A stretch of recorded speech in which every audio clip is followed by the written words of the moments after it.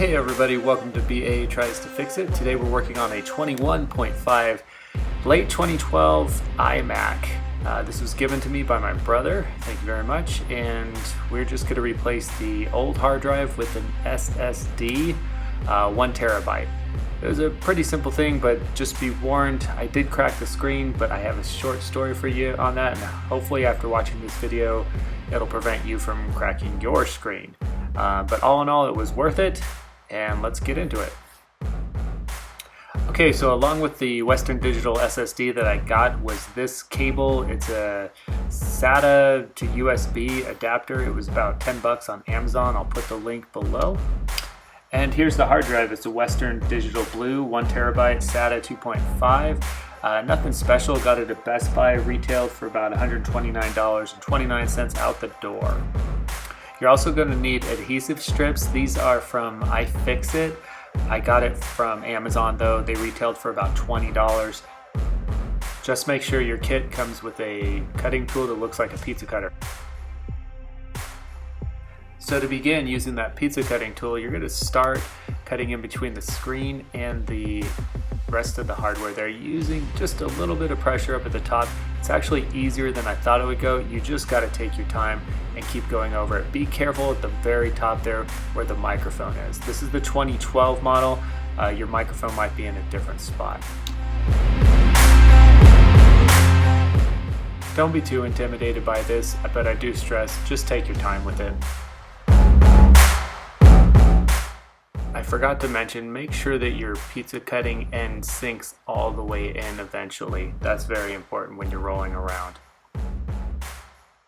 Once you think you're done, go ahead and just do it at least one more time, just all the way around. Be careful about your FaceTime camera and microphone cords up at the top, but just make sure that you've got all the adhesive pushed back with your cutting tool. When you feel you've done enough, gently start prying the screen away. Don't pull it too much though, as there are a couple of cables you'll need to disconnect from the monitor, but just gently start pulling it away from the case.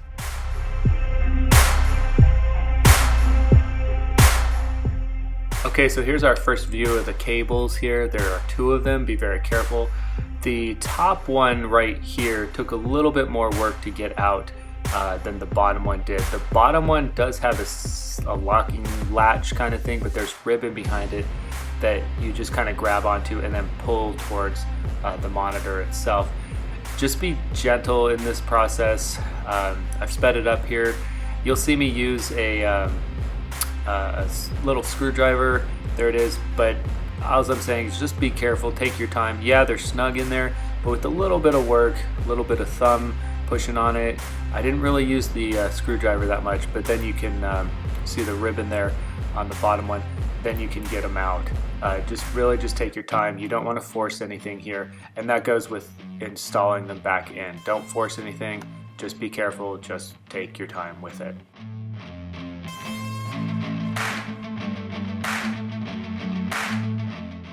And once you have it all cut away and disconnected, I just kind of yanked away on the bottom part and it just came off easily. Just set the monitor someplace safe, and here we have our first look at the hard drive.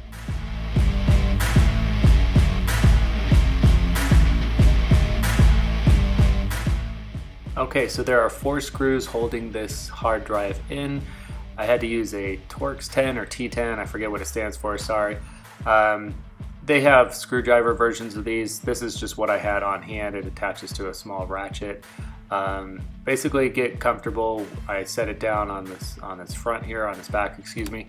But what's important is you pay attention to where the screws came out of. So you'll see me removing them on the left here or center of the screen. And then when I take them out, I'm kind of organizing them on the right side. Just kind of in the same fashion. You'll see me set the plate there. That's just for my reference when I go to put it back together. That is important because some of them are different lengths and you don't want to put the wrong one back into the spot that could be too long or could be too short. But again, just stay organized, and this step was pretty easy. And the mounting brackets did just pop right out.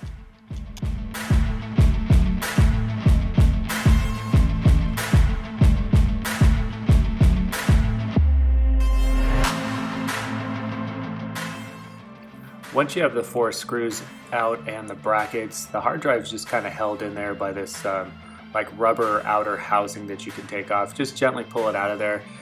Make sure you disconnect the SATA cables. They popped off. They were in there snug, but they popped off with a little bit of effort, and then you can detach the hard drive.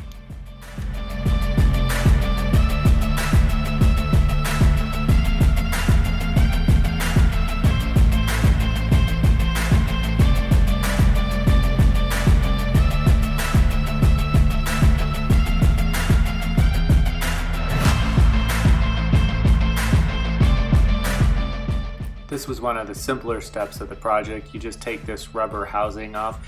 Yours may have it, it may not have it, but I'm just comparing the hard drives here, making sure they all are the same size, same connections, all that good stuff. And I just kind of took the rubber housing off and put it onto the new hard drive. Pretty easy stuff.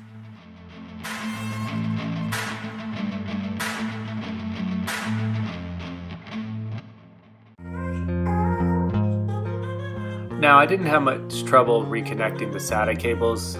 Some people online have said you had to loosen up the big speaker that's right next to them just to kind of get the cables in there.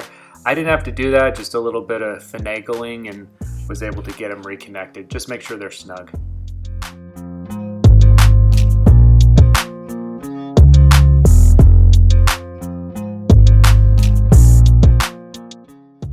And after putting the correct screws back to the correct holes and tightening down, this is what it should look like.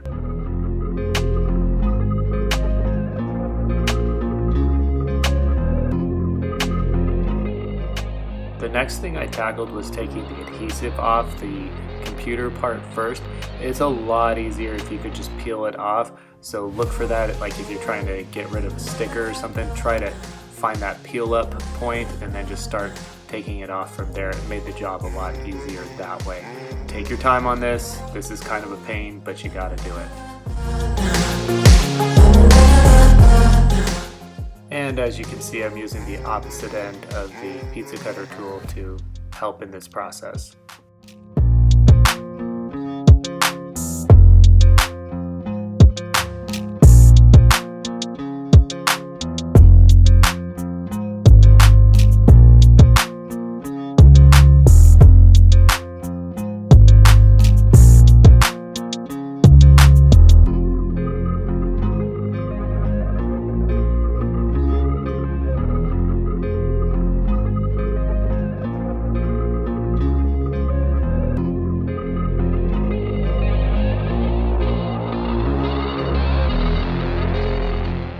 Notice that there's a lip at the bottom that the actual screen can rest on.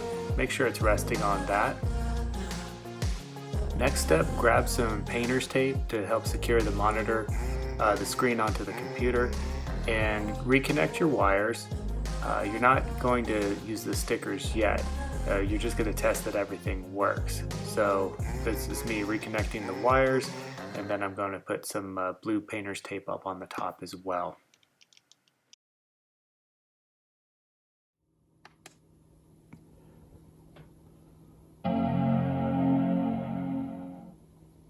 Next up are the adhesive strips. I laid them out here. The directions were on iFixit.com, but you'll have something similar to what you see here. Go ahead and take the tape off the screen and unplug both cables again, and just being careful like you were the first time, and then set the monitor off to the side.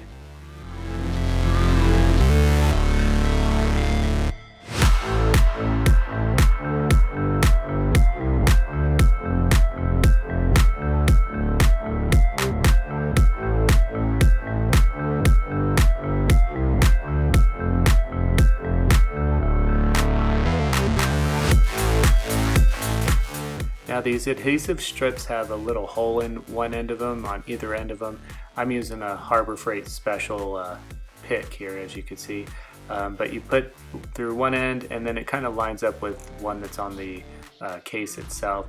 Just take your time, you'll find what matches. You'll want to remove the backing for the adhesive side that goes face down first, obviously. Leave the front side film on there so you don't have both sides that are tacky at this time. Again, take your time, peel it off as you go, and then make sure that you don't have any gaps or air bubbles or anything like that. Again, just make sure everything's lined up. Just follow the directions. iFixit was a pretty good product. I would use them again.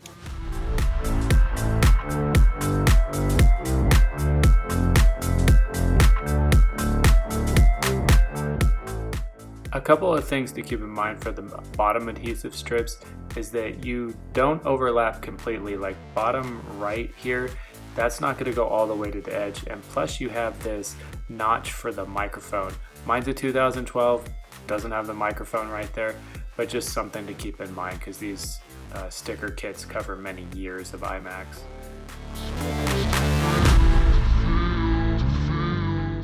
Once all of your stickers are on, this is what it should look like. Upper left, we have 1, then it goes 2 on the upper right, 3 on the right, 4 left and right on the bottom, and then 5 is on the very left.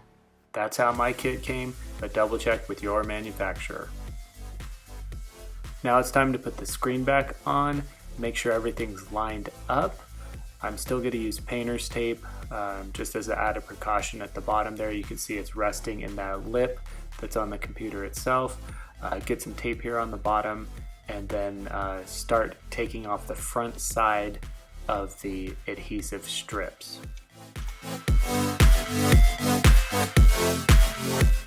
They actually came off pretty easy. Just take your time though and make sure that you get all the front film sides off so the adhesive is exposed.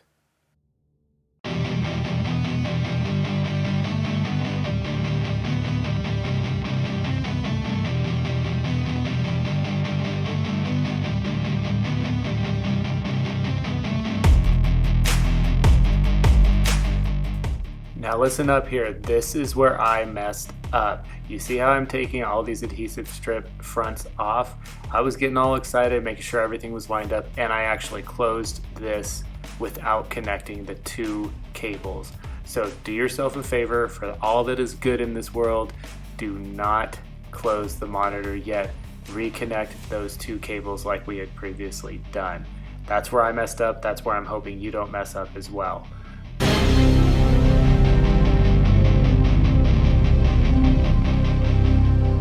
Okay, so I was understandably upset, but what ended up happening was I had to end up buying another adhesive strip kit from iFixit, and my little pizza cutter tool, when I was trying to take it apart again, it broke. So I thought it'd be a good idea to use this other side. Don't do that. I put that end of it in about here. Ooh, ouch, as you can see. I tried to just continue without the pizza cutter end, and I ended up trying to use this end here, and before I knew it, that thing just shattered.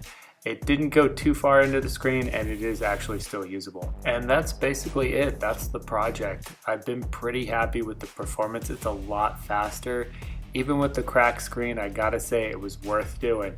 So if you're considering doing this, it's really not that hard of a project. Just take your time with it, do some research, watch more YouTube videos. That's what I did, and good luck to you. It is definitely a do-at-your-own risk kind of project, but that's life and that's how you learn. And for me, it was worth it, but you'll have to make that decision on your own. And I'm just hoping the mistake I made doing this, cracking the screen, helps somebody else out and preventing it from splitting their screen. So thanks a lot, everybody. I had fun making the video. In fact, I made this video on the Mac that you've been looking at, and it's been pretty fast. So thanks a lot, and take care.